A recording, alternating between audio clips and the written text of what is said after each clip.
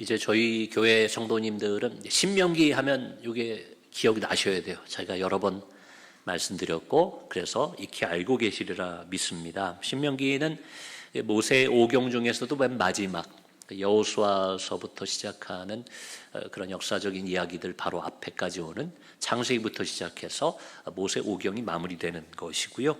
또 모세의 유언과도 같은 말씀이다, 그 이야기를 드렸어요. 광야 생활 40년을 이제 모세가 이끌었는데 이제 가나안 땅에 들어가기 바로 직전이에요. 다 왔어요.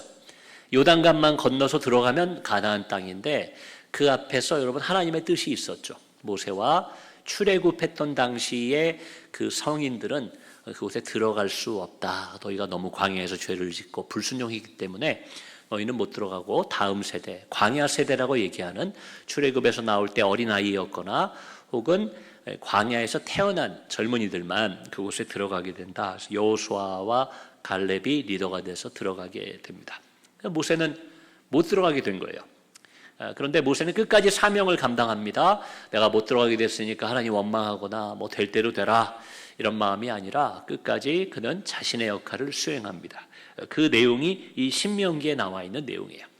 모세가 크게 말하면 세 부분으로 나눠진다고 이것도 몇 번 말씀드렸습니다. 그래서 1장부터 4장까지는 광야에서 배운 하나님이 가르쳐 주신 그 영적 교훈들을 너희가 기억해야 된다, 그 이야기를 앞에서 하고요. 그리고 가장 길죠. 5장에서 26장까지는 그러한 내용들, 그 교훈이 거룩한 백성이 지켜야 될, 이게 이제 훗날에는 율법, 정결법처럼 막 굳어지는 내용들이 되지만 하나님께서 분명히 원하시고 바라셨던 그 하나님의 교훈, 율법과 규례를 재확인하는 내용이 거기 나옵니다. 그래서 뭘 해야 되고 뭐 하면 안 되고 이런 내용을 하는 거예요. 왜냐하면 같이 들어가면은 모세가 계속 같이 가르쳐 주면 돼요. 근데 모세는 못 들어가잖아요. 근데 십계명부터 시작해서 하나님의 직접적인 가르침과 율례를 받았던 사람은 모세이기 때문에 그가 마지막으로 당부합니다. 이것들을 잘 너희가 기억해야 되고 확인해야 되고 잊어서는 안 되고, 그리고 27장에서 30장 마지막 부분에는 시대가 이제 바뀌죠. 실제로 여러분 나중에 보면 시대가 막 바뀌어갑니다. 여호수아 시대도 지나가고 나면 사사들의 시대가 오죠. 나중에는 사울왕부터 시작해서 왕조가 열리면서 그들이 이걸 자꾸 잊어버려요. 좀 결론적으로 말씀드리면 분명히 하나님은 오늘 저희가 읽을 때 여러분이 힘차게 아멘 하셨던 것처럼 좋은 약속을 주셨는데 그 약속을 이스라엘 민족이 제대로 누리지를 못합니다.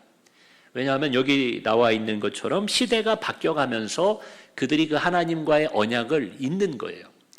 그것까지 예상했는지 모세가 이 마지막 신명기 끝부분에는 시대가 바뀌어도 하나님과 우리 민족의 언약은 영원하다, 이런 이야기를 합니다.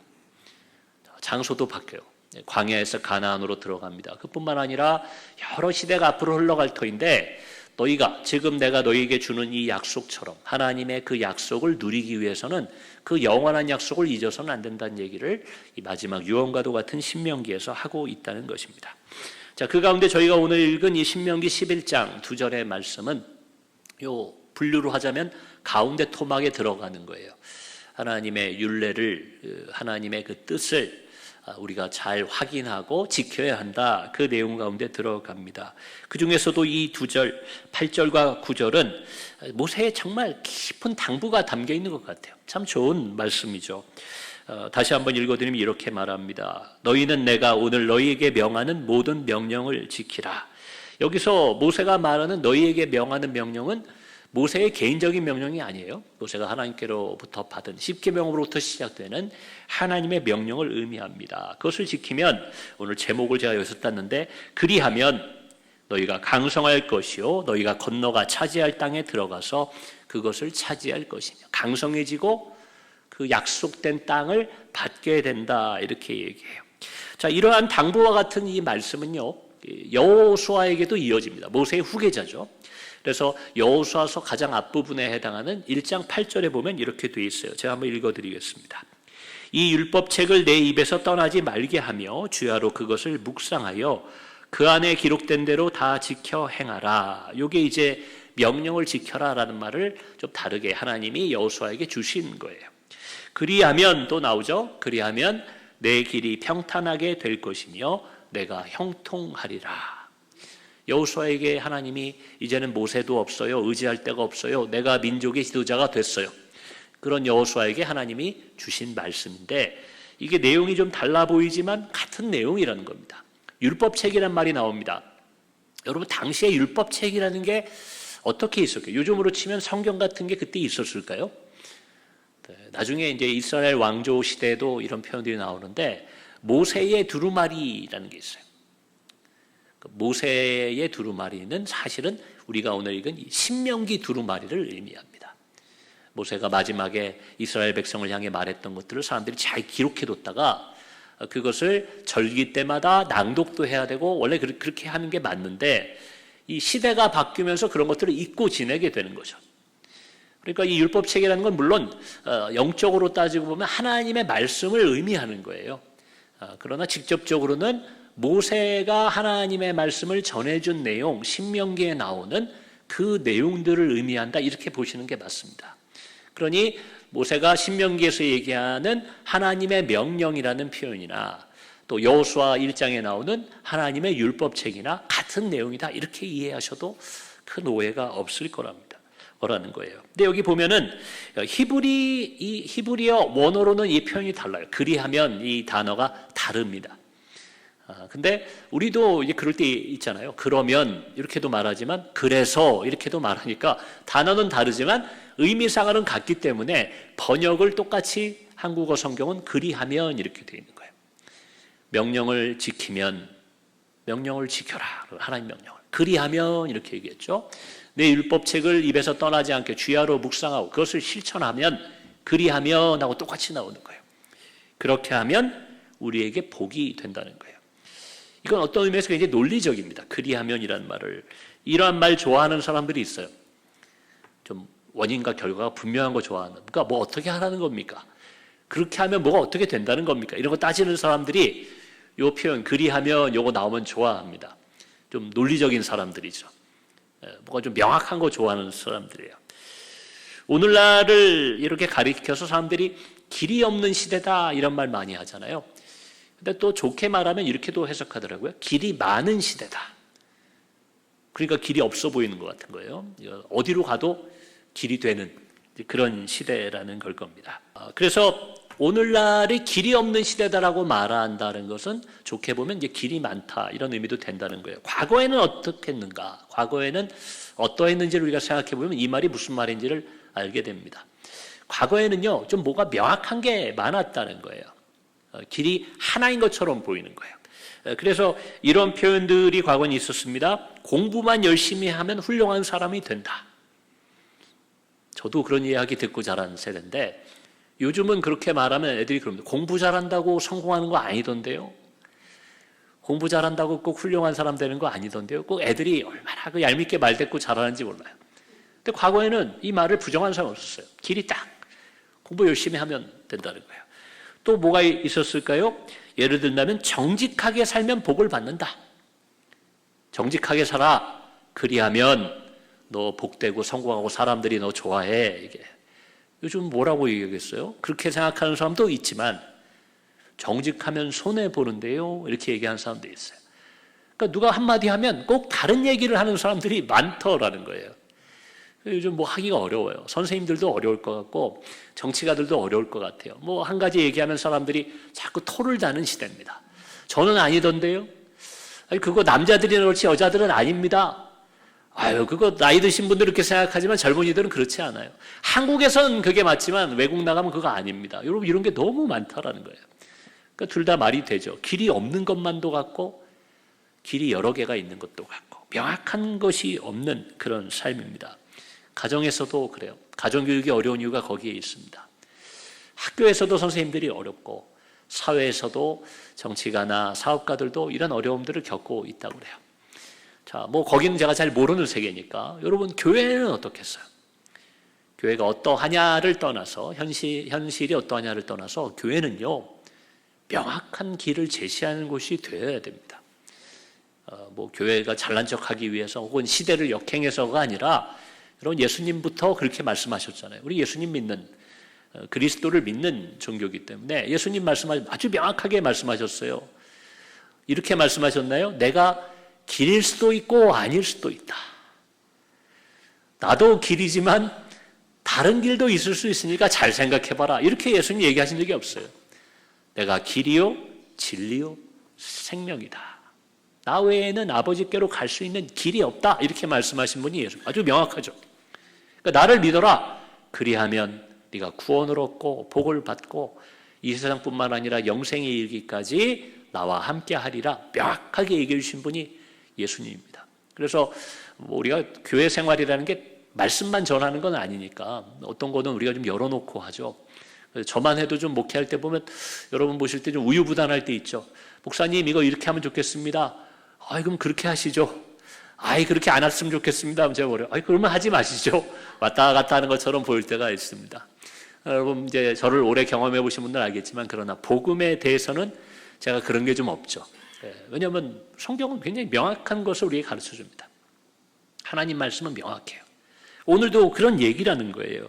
그리하면 이렇게 돼 있다는 겁니다. 자, 여호수아 1장 8절 아까 제가 읽었지만 거기 나오는 복이 뭐예요? 평탄한 삶, 형통한 삶.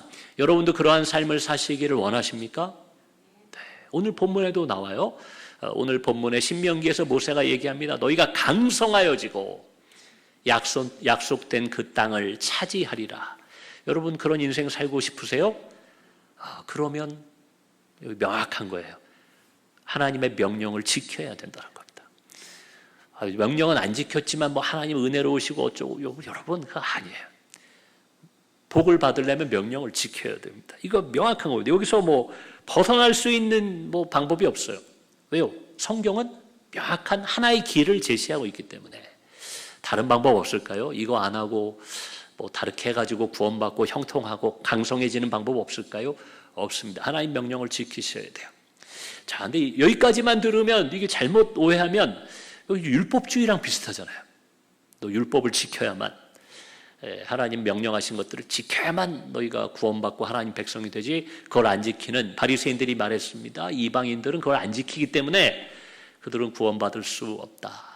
죄를 지은 사람들은 그렇기 때문에 하나님 앞에 합당하지 않다. 이렇게 말했던 게 바리새인인데 예수님 그거 아니라고 얘기했어요.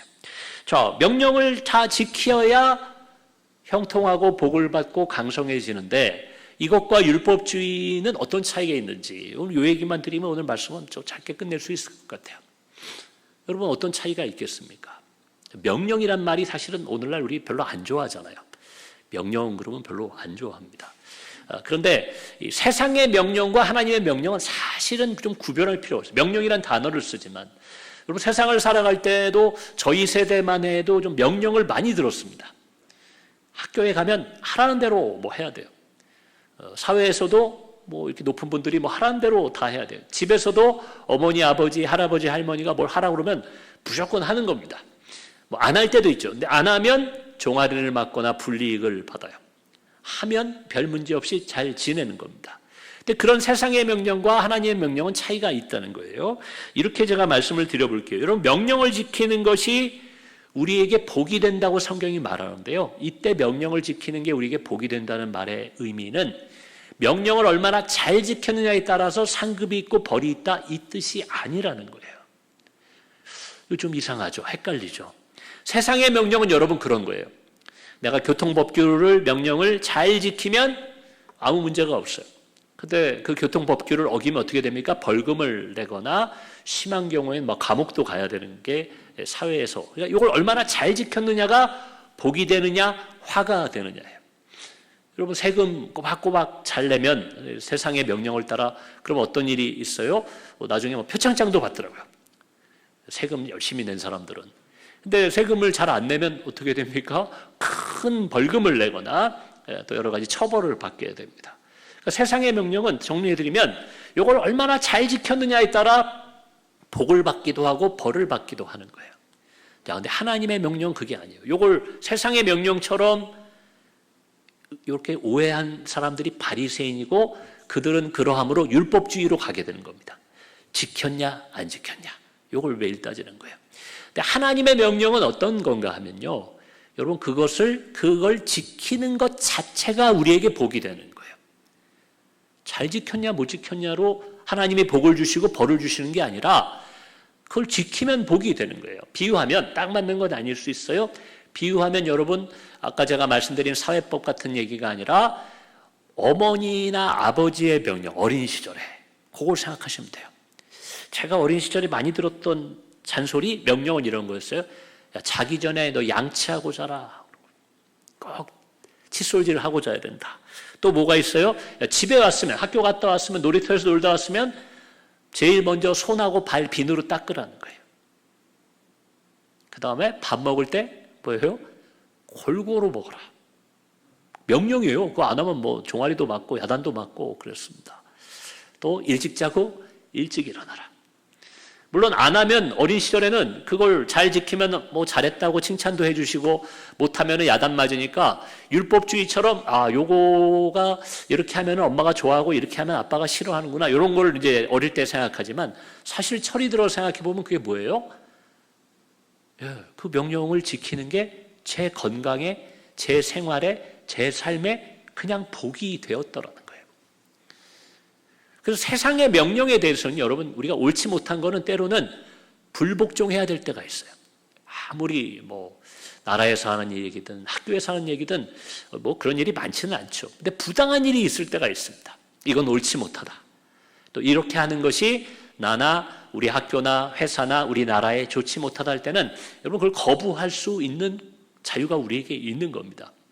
너무 사사건건 거부하고 반대하는 것도 문제겠지만 여러분 잘못된 거에 대해서는 그렇게 해야 돼요. 왜요? 이거는 나에게, 우리 사회에, 우리 학교에, 우리 교회에 유익하지 못하다 그러면 어떤 명령이라도 우리가 때로는 한번 생각해보고 거부할 수 있어야 돼요. 자, 그런데 아까 제가 비유로 든 어머니의 명령은요, 그대로 따르면 그냥 나에게 건강하고 좋은 것이 된다는 겁니다. 하나님의 명령은 이런 종류예요. 그러니까 율법주의와의 차이가 여기에 있다는 겁니다. 여러분 당장에 우리가 그걸 안 지켰다고 하나님이 막 벼락을 때려가지고 우리를 벌하시는 게 아니에요. 그러니 그걸 잘 모르는 사람들은 예수 열심히 믿고 하나님 뜻대로 사는 사람들, 그 명령을 지키는 사람들을 미련하다고 얘기합니다. 누가 보는 것도 아니고 당신 그런다고 부자 되는 것도 아니고 그런다고 성공하는 것도 아닌데 왜 그렇게 미련하게 삽니까? 당장 눈앞에 보이지 않는 거예요. 마치 병원에서 의사 선생님의 명령을 들은 것과 같다고 생각하시면 됩니다. 의사 선생님이 명령이라고는 우리가 안 해요. 근데 일종의 명령이죠. 지키라고 얘기합니다. 환자분은 어디가 약하니까 이런 거 드시면 안 됩니다. 이런 거 하시면 안 됩니다. 이런 건 조심하셔야 됩니다. 여러분 근데 그 명령을 안 들었다고 의사 선생님이 와가지고 종아리를 때립니까? 병원에다 벌금 냅니까? 그런 거 없어요.